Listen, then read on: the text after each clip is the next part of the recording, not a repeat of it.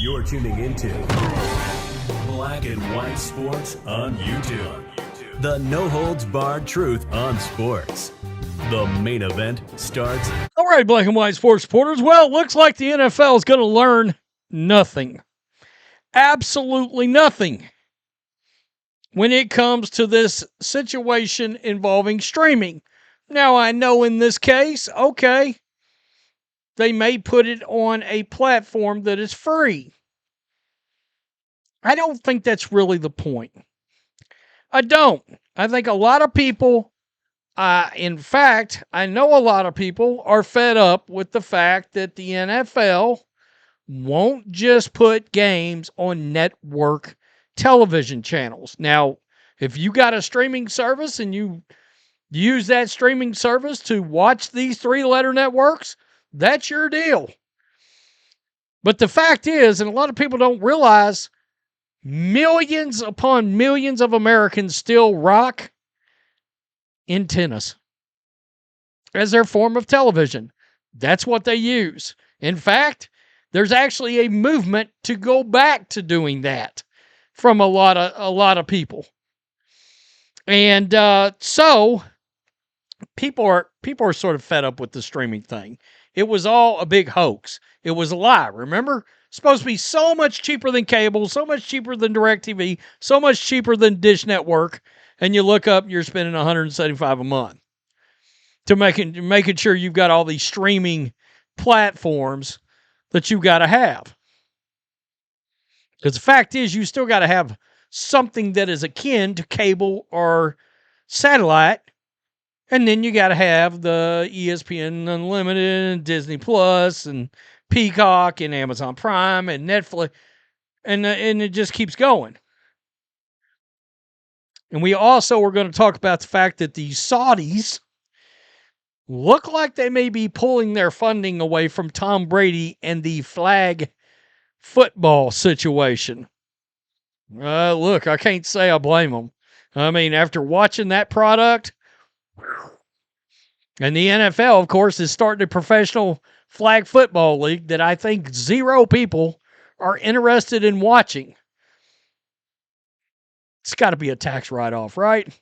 NFL, YouTube in advanced talks for 5-game package. We've talked about this 5-game package a couple of times in the last couple of weeks, and the understanding was, you got to remember, the FCC is breathing down the NFL's neck over a potential antitrust violation, their antitrust exemption violation, right?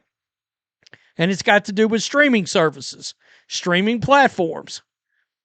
Breathing down their neck, Netflix was trying to get this 5-game package, YouTube was trying to get it, and Fox was trying to get it. Actual Fox Television, 3-letter network. Yeah. Where you could literally turn the game on with just the TV, as long as you had an antenna, and you're going to watch that game. But it looks like the NFL is going to keep tempting the FCC. The NFL and YouTube have entered a long-form contract review for a 5-game package, Front Office Sports has learned. While the deal has not been finalized, the review typically indicates it is likely to happen. The NFL has extra inventory to sell following ESPN's acquisition of NFL Network. As part of the deal, ESPN assumed the games that previously aired on the league's owned cable channel while relinquishing its Monday Night Football doubleheaders. Price and duration of the YouTube package were not immediately known. Oh, so maybe it won't be free. Maybe they are going to charge people to consume these games. Yikes. Oh, wow. Nor was it when the games would air. NFL Network's previous package of games primarily consisted of international games that kicked off at 9:30 a.m. Eastern Time. Well, look, that brings another question out. NFL Network was showing Saturday games. What, the last 2 weeks of the season, I think? Or maybe it's week 16, let's see, week 15 and 16 that NFL Network shows Saturday games. Usually like a 3 o'clock game and then a primetime game. So what's going to happen to those now that the NFL Network, I guess, won't broadcast games? Last year, YouTube, owned by Google, aired a primetime Week 1 matchup between the Chargers and Chiefs that took place in Brazil. YouTube TV became the rights provider for the NFL Sunday Ticket in 2023 in a 7-year deal worth $2 billion. The NFL declined to comment. Reps from Google didn't immediately respond. I'm sure they didn't. My guess is that news might not was supposed to get out. I don't think that's correct English, but you get my point. That probably wasn't supposed to get out. All the while, look, that FCC effort, that's become a bipartisan issue. When, let's be honest, not a lot of bipartisan issues these days, but going after the NFL seems to be one. Greed. All they know is they got 5 games and they want to try to get the most money they can out of it. Damn the convenience or inconvenience towards the fans. Speaking of inconvenience, watching flag football could be described as an inconvenience. Wow, another Saudi investment or another sports investment by Saudi Arabia appears to be in jeopardy. Yeah, there's rumors going around about Live Golf right now. The multi-year deal between Fanatics and the Saudi entertainment arm to sponsor a flag football league involving Tom Brady is reportedly in trouble, as funding from Middle Eastern Kingdom could potentially be pulled, according to Front Office Sports.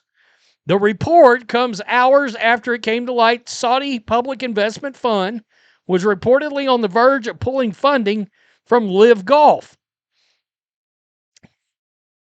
Riyadh Season, which is an arm of the General Entertainment Authority, was part of a sponsorship deal with Fanatics Flag Football Classic that was originally supposed to take place in Riyadh in March, but was moved to Los Angeles during an ongoing war between the U.S. and Iran, which has led to turmoil in the region. Saudi officials wanted to postpone the flag football game, which was going to have Brady, Rob Gronkowski, Jalen Hurts, and Jaden Daniels, to a later date when things calmed down in the Middle East. When the decision was made to move the event to L.A., Saudi Arabia pulled out of further funding for the flag football event. Front Office Sports reported, with or without funding from Saudi Arabia, Fanatics plans to continue to put on the event. This year's event took place at SoFi Stadium in front of a raucous crowd of about 7,000 people and aired on Fox to an audience of 650,000. So congratulations with all of those NFL players involved in that, including the GOAT. You drew a UFL rating. I did a couple of videos on this flag football thing because the NFL is trying to ramrod it down. Just like streaming services, they're trying to ramrod flag football down your throat too. You want to talk about something I don't care about? I would watch the shit out of a minor league NFL product. If there was a AAA version of the NFL, I would watch that. Where your Zach Wilsons and your, Trey Lances and your Anthony Richardsons and those kind of guys would get a chance to play quarterback, and you would play against other back into the roster and practice squad guys in like a AAA league.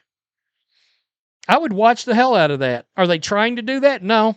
Let's do flag football. The Saudis said, lack of a better way of putting it, they see a sinking ship. We're pulling out. We're not funding this venture anymore. And they now I don't know how well this would have been attended. And look, they've tried to say that because it got moved from Saudi over to, or from Riyadh over to LA, that's why the attendance wasn't great. I think it was because people don't give a flip. I saved it at the last minute, but still used an F word that was 4 letters. They don't give a flip about flag football. And the NFL don't give a flip about you being inconvenienced by their ongoing love affair, their ongoing reach around for streaming services. Tell me what you think. Hit subscribe. Peace. I'm out. Till next time. Thanks for watching the show. Be sure to like, comment, and subscribe. Be sure to tune in next time on Black and White Sports.